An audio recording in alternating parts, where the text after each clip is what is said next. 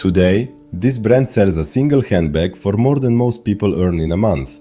It's worth over $400 billion, and the man who owns it became the richest person on earth. But the name on every bag belonged to someone very different.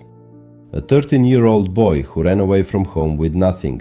No money, no shoes worth mentioning, no plan. He walked almost 300 miles to Paris, alone, sleeping wherever he could. This is the story of how a homeless teenager built Louis Vuitton, and how his name ended up conquering the world long after his death. Our story begins in 1821 in Anchai, a tiny village in the French mountains. Louis Vuitton was born into a poor working family. His father was a farmer, his mother was a hat maker, and she died when Louis was only 10. His father remarried quickly, and Louis did not get along with his stepmother at all. So at 13, Louis made a decision that would change history. He packed nothing, told no one, and simply left. His destination? Paris. The problem?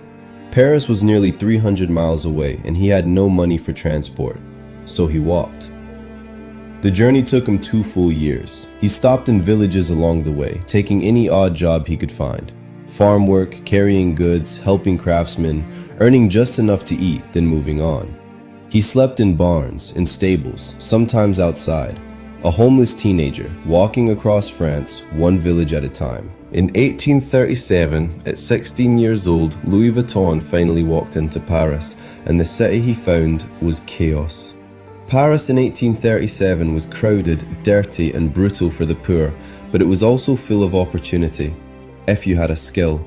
And Louis found his. He became an apprentice at the workshop of Monsieur Maréchal, a respected box maker and packer. Now, this might sound like a boring job. It wasn't. In the 1800s, wealthy people traveled with everything they owned. Dresses, hats, jewelry, furniture, and it all had to survive weeks of travel by horse carriage, boat, and later, train. Packing was a luxury profession. The rich paid serious money for someone who could protect their possessions. Louis turned out to be exceptional at it. He spent 17 years mastering the craft. 17 years. Remember that the next time someone promises you overnight success. His reputation grew so much that he was chosen as the personal box maker and packer of Empress Eugenie, the wife of Napoleon III. The runaway kid from the mountains was now working for the most powerful woman in France, and through her, the entire French elite learned his name. In 1854, at 33 years old, Louis finally opened his own workshop near the fashionable heart of Paris. The sign outside carried 2 words that would outlive him by centuries: Louis Vuitton. Here's where Louis did something that separates every great entrepreneur from the crowd. He looked at a product everyone accepted and asked why. At the time, all travel trunks had rounded, dome-shaped tops. Why? So rain would slide off. But there was a huge downside: you couldn't stack them. In an era of trains and steamships where luggage was piled high in cargo holds, that was a real problem. So in 1858, Louis introduced something radical: a flat-top trunk, covered not in heavy leather but in a lightweight, waterproof canvas.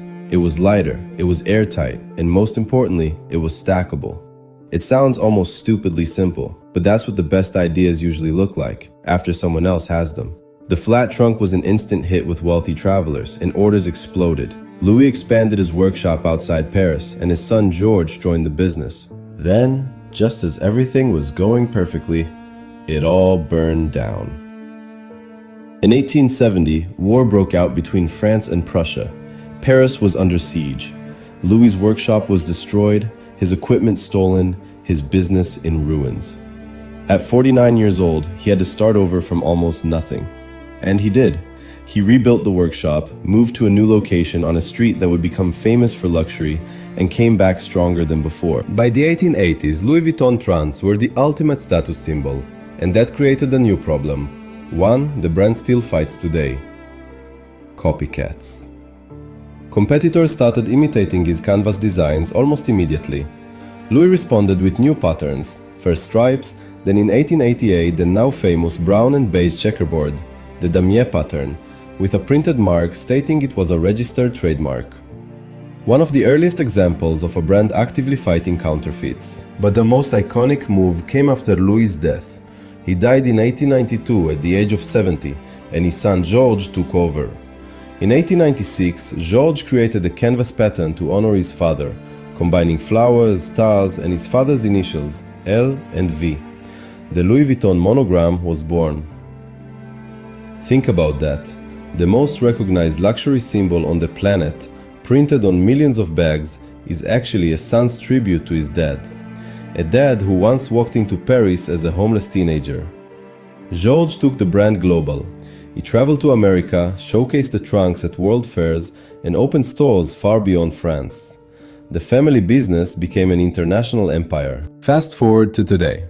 Louis Vuitton is the crown jewel of LVMH, a luxury empire that includes Dior, Tiffany, Moet, and Hennessy. The group is worth hundreds of billions of dollars, and its owner, Bernard Arnault, has repeatedly ranked as the richest man in the world. The homeless kid's name now sits on stores in every major city on earth. His two-letter initials are among the most counterfeited and most protected symbols in existence. Not bad for someone who started with a 2-year walk and empty pockets. So what's the real lesson here? It's not follow your dreams. Louis Vuitton didn't have a dream when he left home. He had a direction. He walked toward opportunity, mastered one skill for 17 years, solved one real problem better than anyone else, and rebuilt every time life burned his work to the ground. Talent is common. Patience is rare.